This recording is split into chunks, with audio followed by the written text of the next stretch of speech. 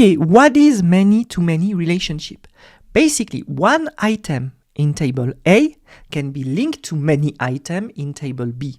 And table B can be linked to many items in table A. One example, users can like many posts, and each post can be liked by many users, like Twitter likes, for example. Okay, so like we did before, we are going to leverage AI and we are going to create a likes table, which is going to have an ID, a user ID, and a post ID. When it's done, we are going to insert fake data. So remember, we have Alice, which is user 1, and we have Bob, which is user 2, and they will like post 1, post 2, post 2, post 3. So when we get this, what we can do after is to fetch the likes and to see who likes what. So I'm going to click here on run. It's going to create a table, and there we go. Now I'm going to use my select query, select username post content from likes, and I'm going to do two join.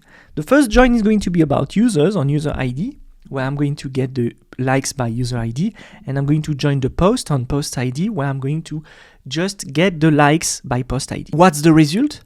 We basically got likes joined with users and posts, and this gives us a list of who liked which post. Now let's use a JSON format, exactly like what you would have with the SDK on JavaScript on your JavaScript application, for example.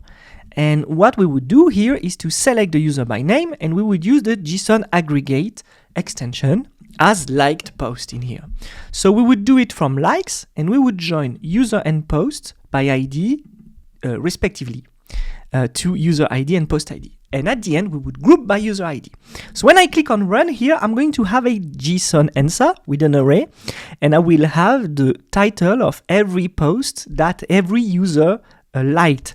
So here, for example, we got Alice. Alice liked Alice first post and Alice second post. Bob liked Alice second post and Bob first post. Of course, if I wanted to have just the ID of the post, I could do it. Okay, we just learned how to use many-to-many relationship in Supabase and in Postgres. 3 things to remember. Many-to-many needs a junction table, okay? We join the table to get related data, and SQL can help us to fetch useful data, but at the same time, we can also transform our SQL query in JSON if we are doing it. And you can fetch whatever you want from your query through the SQL editor or through the SDK as a JSON response.